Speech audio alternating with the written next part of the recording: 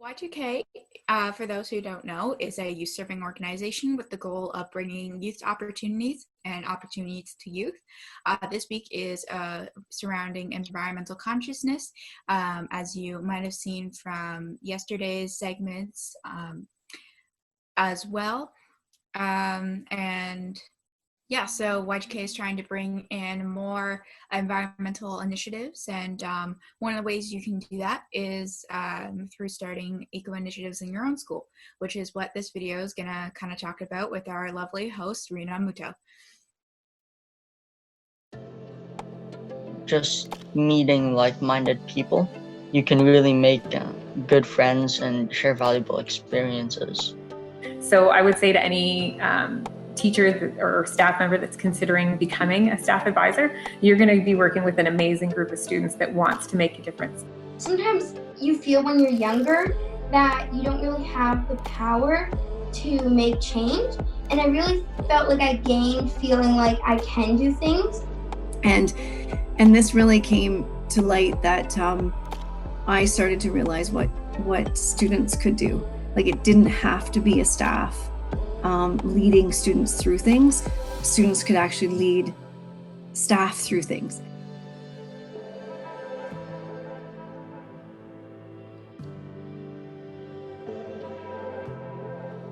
Hi, I'm Rinon, and I am one of the two current environmental ministers at Bayard Secondary School.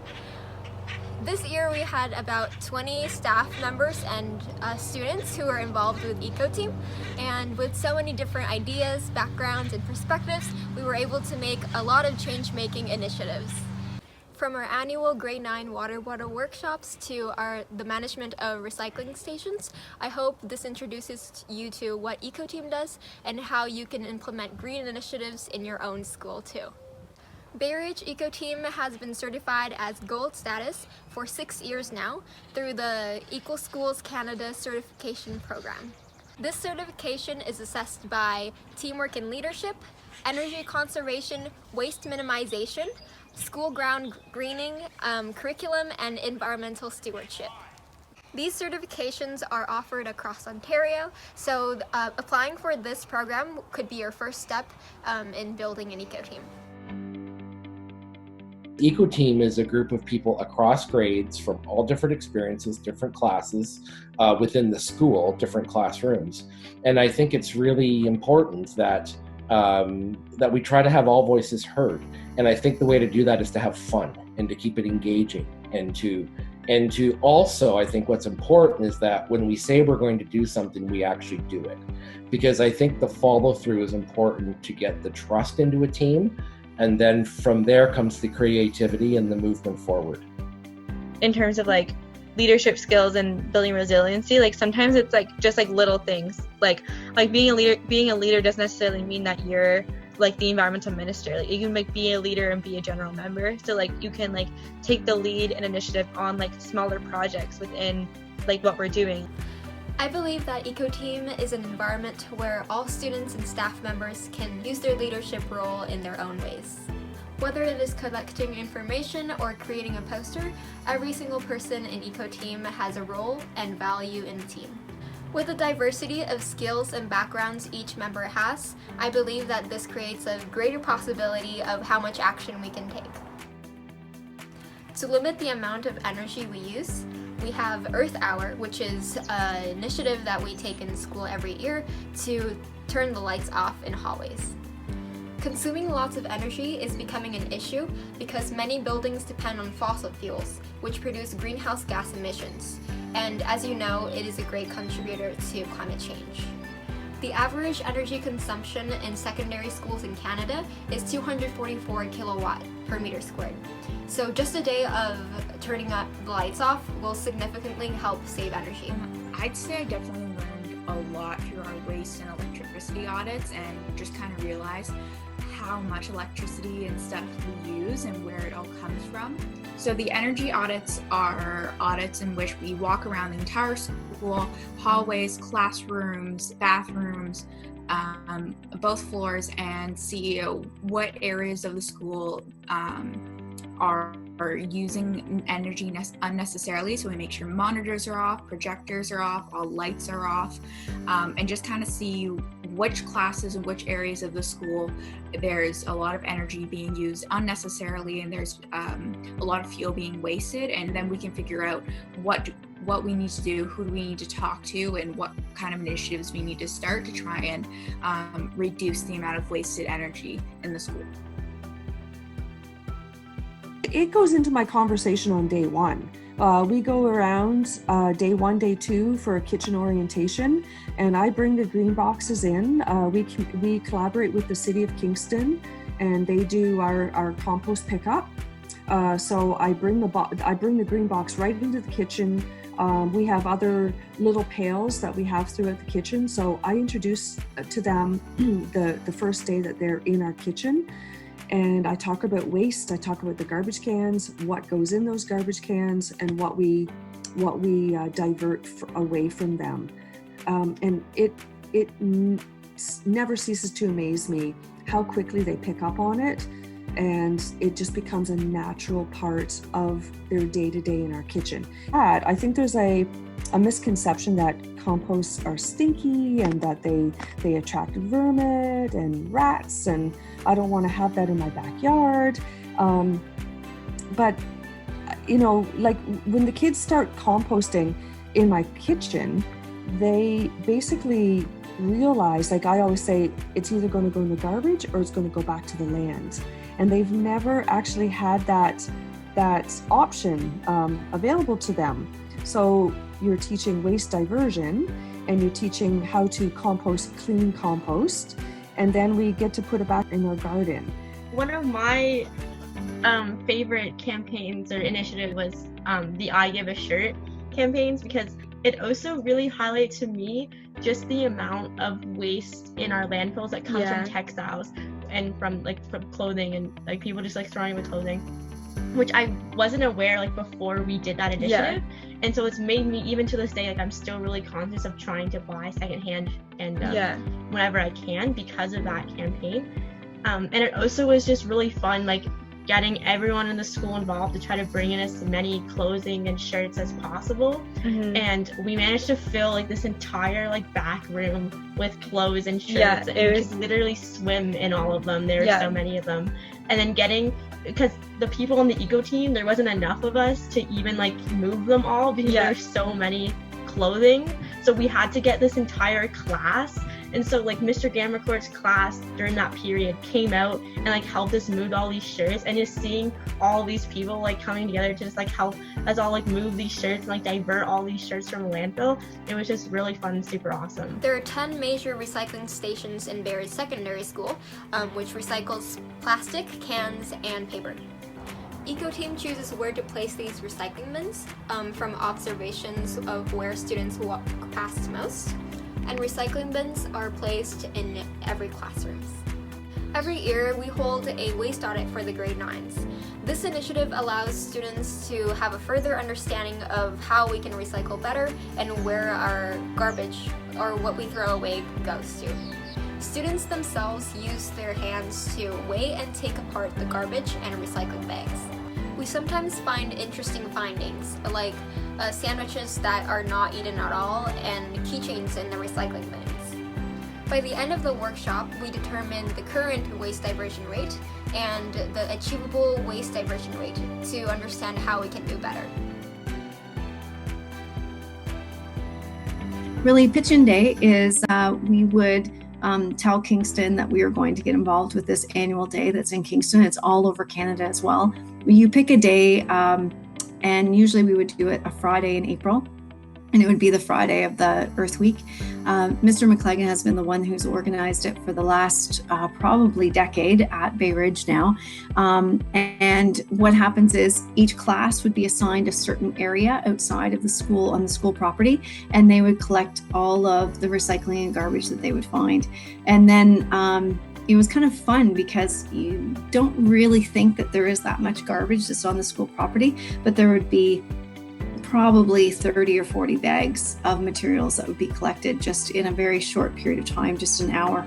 And then we'd as I said, Mr. McCleggan's class would then tally up who collected the most, and you would get some awards and then a free pizza party. But it was just a nice community building opportunity for everyone to be outside doing something together, and a wonderful way to actually clean up our school, but also to get, up close and personal with nature too. So when I came to Bay Ridge, I saw the potential. Basically the situation where the kitchen is at our school, we look out from our kitchen onto an amazing green space. So as an avid gardener myself, I've been gardening here at my home for about 28 years in the place where I live. And I saw the potential for growing food and extending the education beyond the kitchen. So a couple years into my tenure at Bay Ridge, I put together for the board, I had to go before the school board, and we were able to we got permission to have our garden built.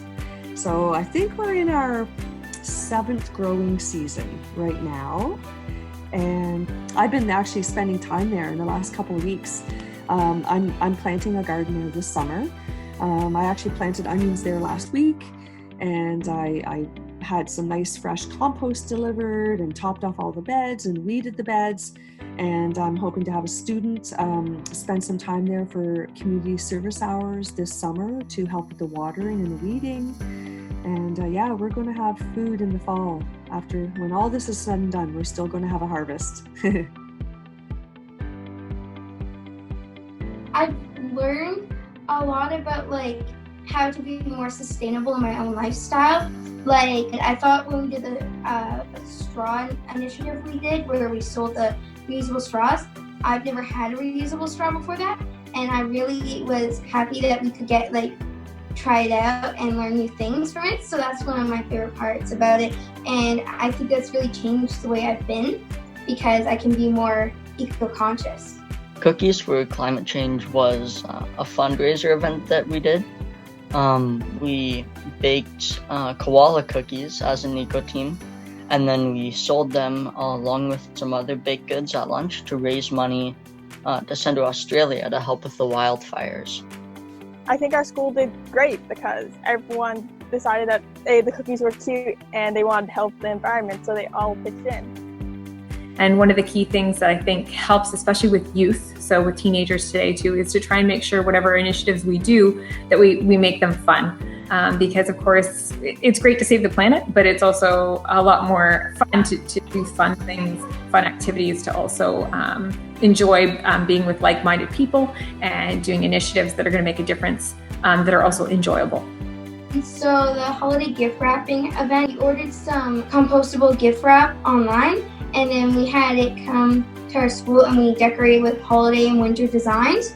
And I thought it was a really good initiative because we were helping others during the busy holiday season, and we were also taking care of the environment. Because lots of Christmas paper, wrapping paper isn't reused and it just goes to waste, and lots of it doesn't end up recycled or in the garbage like it's supposed to. And I thought it was really good how we could do it by donations, so everyone could, if they wanted their gift wrap, everyone could do it because they could donate what they felt comfortable donating, and it was really nice. I enjoyed it.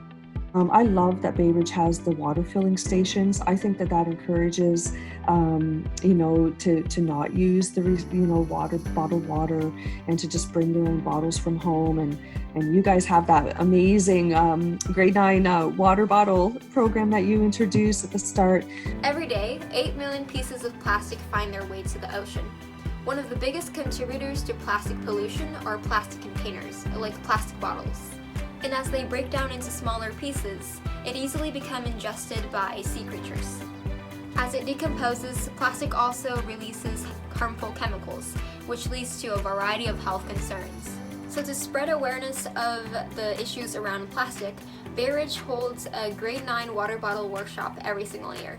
Through discussions and workshops, students gain more knowledge about plastic pollution and how they can get a reusable bottle. At the end, the students receive a Bay Ridge reusable bottle so that they can use that throughout the year. To start an environmental club in your own school, I would definitely say start by finding people who are like-minded to you. So find people who are already conscious of the environmental strain that's happening in climate change.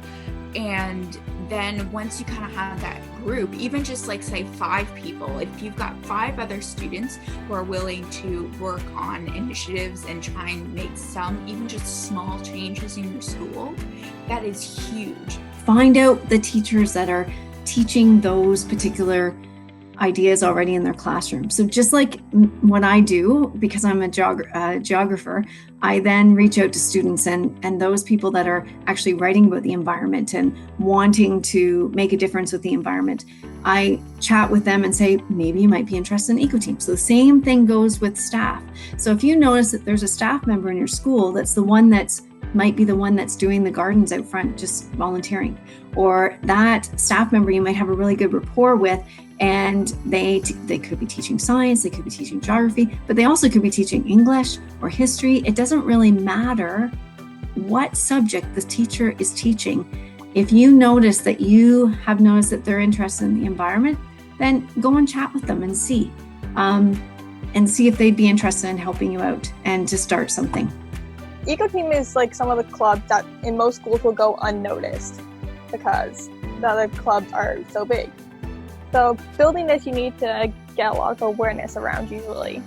When I first was at Bay Ridge, I didn't know you guys had an EcoTeam, but after the club's carousel and the weekly announcements, I learned about this, and I think that's really important to get others involved, because if people are unaware, then they won't join. So I think like having the announcement saying where and when it's happening so people can put it in their schedule and make sure they're available. So I think that's really important to get people involved. Actually, before you go to staff advisor, you should have that like kind of like at least a pretty refined goal of like in the environmental club, we're gonna focus on environmental issues. Like, this is why I want to make a club, you know? Like, I would sort of like have like a mini proposal like sort of ready for getting your staff advisor, and then also like to convince like the principal and the like other administrative team, like, this is why we need this club, this is why this club is important, this is why I'm passionate about this club, this is the need that I think this club fills, and that no other club at the school does this. Yeah. You know? Like, we need an environmental club because obviously the environment is important. That's not the other thing, you know? Kind of like making a sales pitch, like, but it's way better. Yeah. And I think it's also important that people on the team talk to new members, find out what their skills and interests are. Sit down with them for lunch in the cafe or something. And that personal connection is really what helps to bring people in. And I think foundational skills that are important are a willingness to listen. Folks can have their own point of view, absolutely, but definitely an openness to hearing other possible ways of doing things, open to collaboration. If a team member says they're going to do something, that they do it. And they do it according to the timelines. And if they can't, they ask for help from another team member or a staff advisor. And communication, open, honest communication. I think those are key skills that are needed as part of a team. And team members have different beginning points or current points with those skills. And a good team will help the people improve and enhance their skills as well. Once you've connected with your EcoTeam members, it is important that you educate yourself and understand what part of the environment or lifestyle you'd like to address. So you need to look at all parts of the environment. You need to know how it affects the sea, how it affects the air, how it affects the land. You need to make sure your actions can impact all of those in the least way possible. Discuss why there are problems, research what you can do, and even maybe suggest the school with alternative choices. And this may not have an impact on everyone, but at least someone's lifestyle. A special thank you to Y2K and our wonderful members of EcoTeam, including Katie Day, Tia, and Tiffany, for the support in creating this video. I hope you were able to learn a few things from Bay Ridge EcoTeam and become motivated to implement green initiatives in your own school too. Even though we are living under strange times, please do not feel discouraged, because there are so many other things you can do or change at home to positively contribute to the environment. There's so much to learn from being a part of this community, and there's so much that you can do and make an impact that I think it's a really good thing to be a part of. I'd say use your own person. You're a consumer. You are allowed to disseminate information. You're allowed to speak freely. So use your voice and use yourself. Try their best to be the most sustainable as they can be as an individual, because I think this will be really important. These small actions make a big difference. And so I think, even if it's just turning off the lights when you're not in the room, biking to school, using a reusable water bottle, reusable bags, reusable straws, I think those small things can really make a big impact if a lot of people are doing it. Our environment is currently in a state where it needs us to step up and change something. So why not help something that will benefit you in the end?